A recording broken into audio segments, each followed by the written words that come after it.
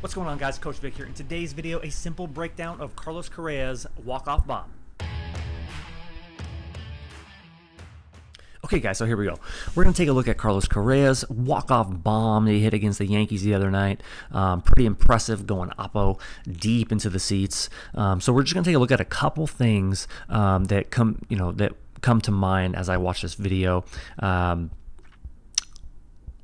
Obviously, there's a lot of good things here to point out, but we're just going to highlight one particular thing. So I'm going to take him into his foot plant and heel plant, which is going to put him in his launch position, right?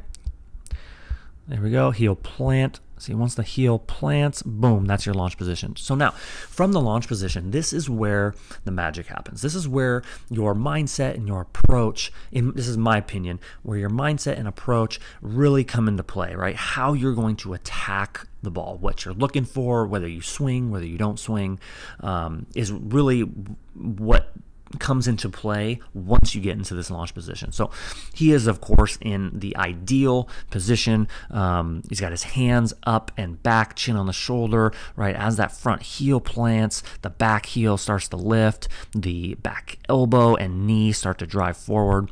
So everything, of course, is on the money.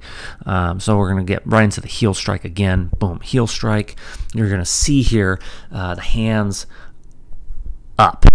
Okay, hands up is typically up and near or just outside your back shoulder is a proper launch position, especially for power hitters. As we all know, this pitch was elevated up in the zone, outer half of the plate at about 96, I think it was 94 or 96 miles an hour. Nothing to sneeze at. But what I'm gonna show you is how he was able to drive this pitch with so much authority when it's out over the plate or out on the outside corner of the plate and up in the zone.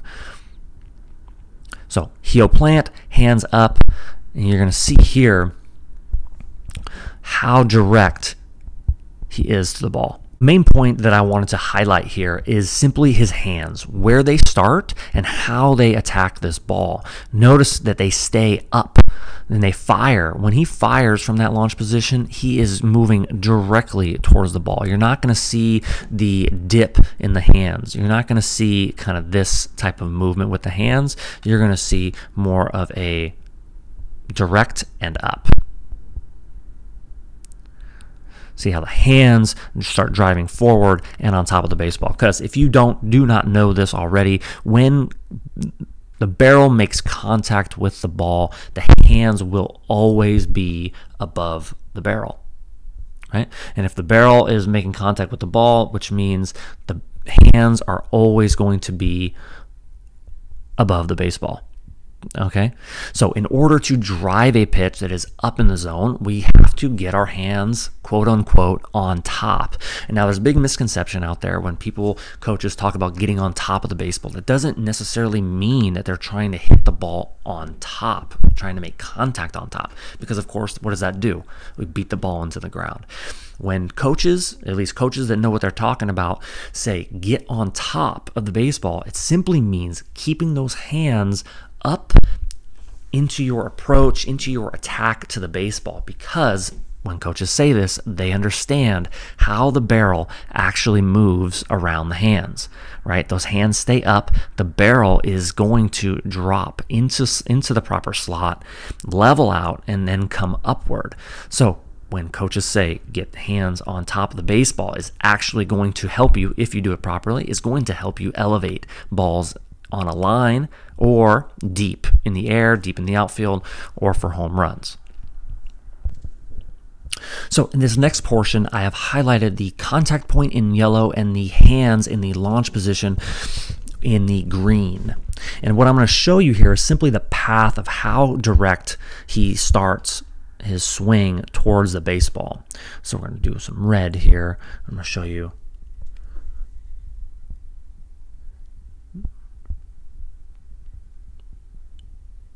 Now, it's very short, of course, right? Because eventually, once those hands can only go down and only go direct for so long, so much distance, right, before they have to start coming up, that is simply just the nature of the swing. Every swing has an arc shape, okay? So it's really, when your approach determines how you attack the baseball is going to be in this area here. It's going to be in this first sequence of the swing, whatever gets you going, right? Because once you get going, there's really no turning back. There's no adjustment from that point. Once you get going from this launch position, there is really no changing or adjusting your swing, or at least to be productive in any way. Once you get going, once you've taken off, there's really no going back. So this first movement is where his approach comes into play. Now, he's probably looking for a pitch up in the zone like most guys do, looking for a fastball up.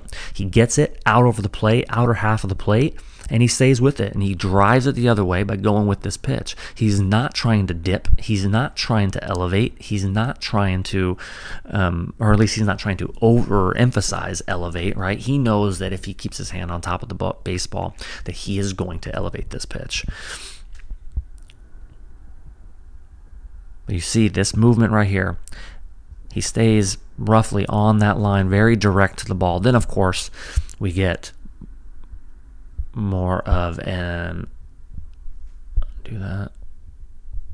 We're going to get more of an upward turn, right? The knob starts to turn, the barrel starts to dip, gets on plane, and stays level through the pitch. It gets on plane with that high pitch by keeping those hands up. You see how the hands never drop. That's roughly the plane of the pitch. The hands stay up and through.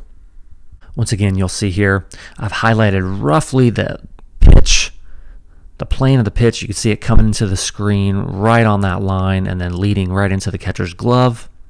And you see his hands staying above the whole time. Now, of course, it's going to be different. With pitches that are below this line, it's going to be much easier to keep the hands on top simply because they are on top. It's going to be very difficult to drop your hands and get under it.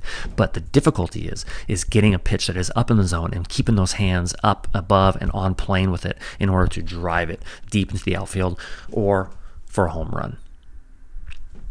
So, if this was helpful, guys, please let me know if you want to see any other swings, talk about any other swings, break them down, any big leaguers, any special requests. Please leave them in the comment section down below. If you haven't already seen my simple hitting drill video from preventing your hands from dropping, I'm going to leave that on the end screen right here.